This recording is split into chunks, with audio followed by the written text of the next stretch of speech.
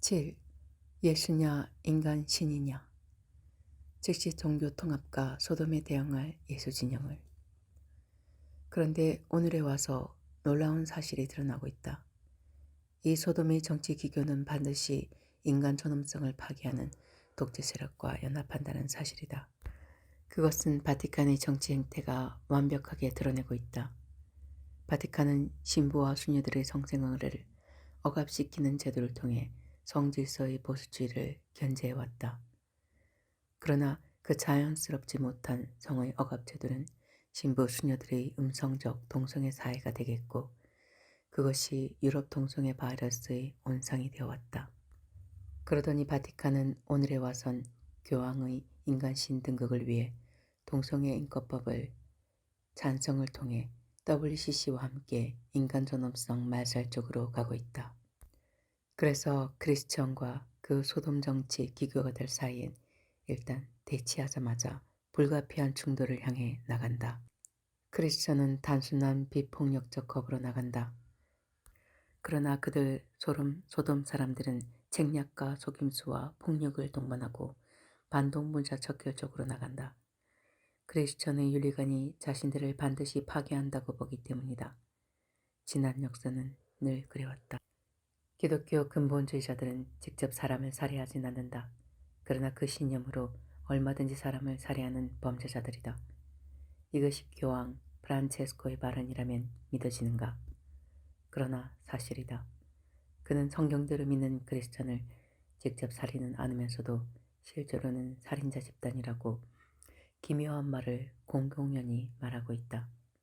이래도 그가 크리스천 살해 의지를 가지는 살인자라는 것을 부인할 수 있는가?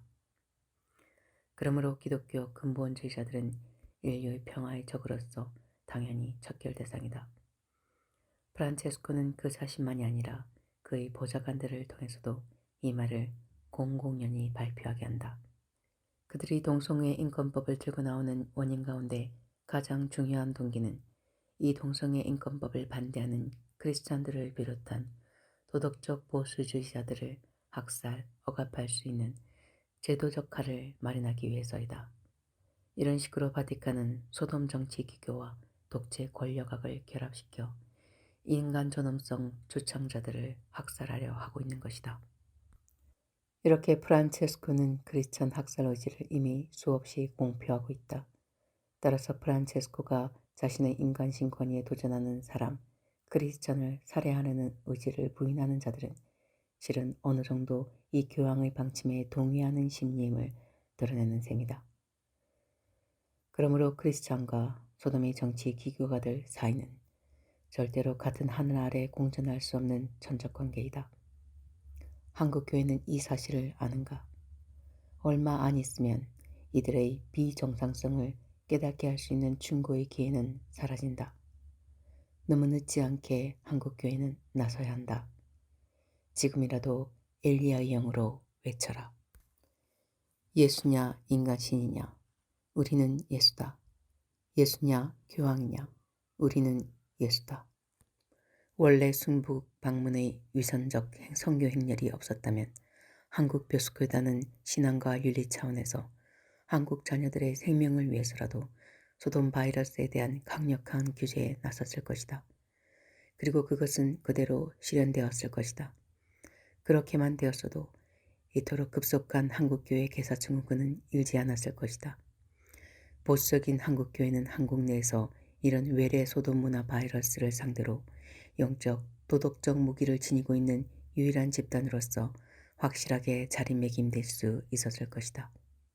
더구나 그 당시 누가 한국의 도덕적 보류에 신뢰를 받으며 지켜 서 있었는가? 바로 한국의 보수적 교회들이었다. 소돔 문화가 그 음모성을 띠고 좌파 정치적으로 이용되도록 양육되고 조정되는 상황 이전에 그것을 알아보고 수술할 수 있는 지혜, 그건 역시 한국의 보수적 교회가 지니고 있음이 입증될 수 있었다. 어디 그뿐인가? 앞에서 말한 외래 문화 침략 차원에서 그 적그리스도적 속성을 영적 본능으로 알아보고 대처할 책임을 가진 그룹이 누구인가? 바로 한국 기독교의 보수적 개혁주의 교회이다. 그런데 그 교회는 무엇을 하고 있었고 지금은 무엇을 하고 있는가? 순북 방문을 하며 평양 대변인 노릇하느라고 한국의 도덕적 보류의 자리도 차버리고 나와 오히려 바른 역할을 하려는 사람들과 교회의 눈과 귀를 가리는 짓이나 하고 있다니. 이를 다른 종교나 한국 기독교의 진보적인 교회들과 비교해보자.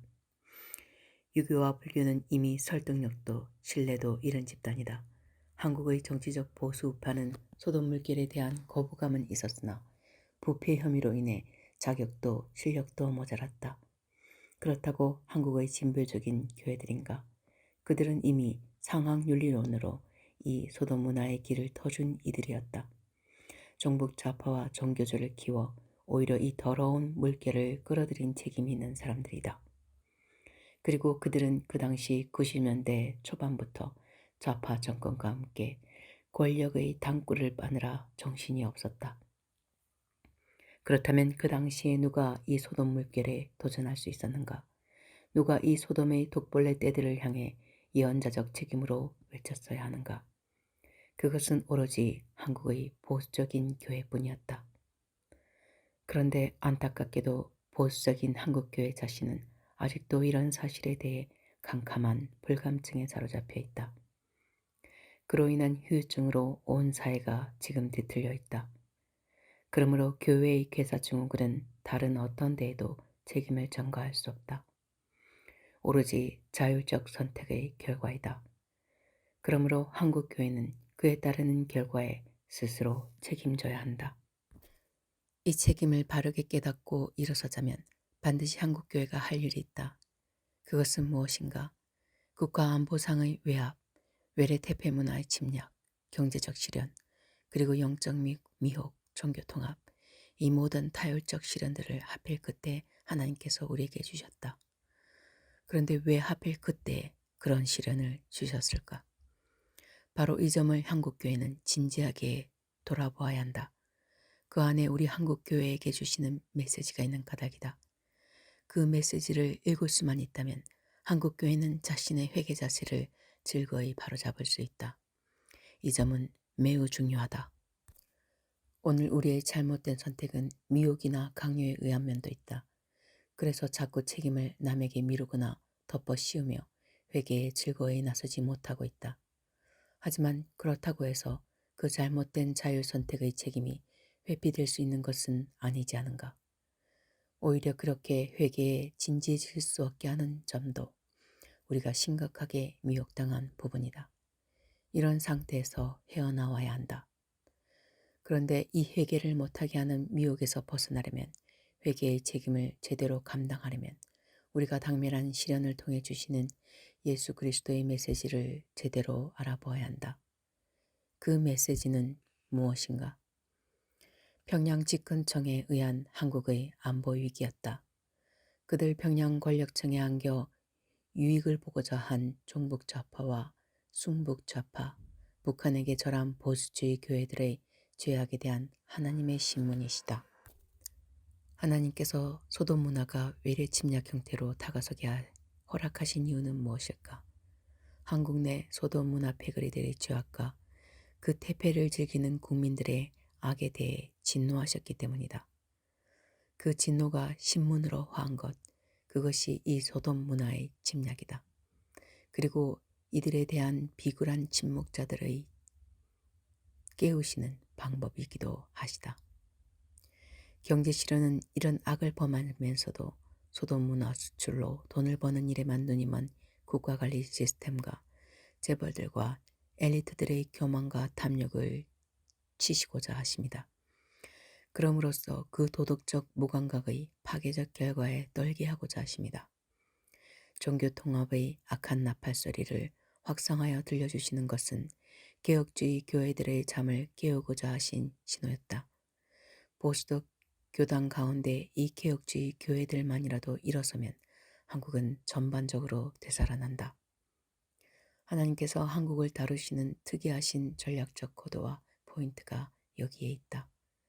그래서 이런 작업을 위한 모델 케이스로 이미 앞에서 우리가 다루어온 잘못된 북한 방문 러시를 그 예로 들어 간략히 살피고자 한다.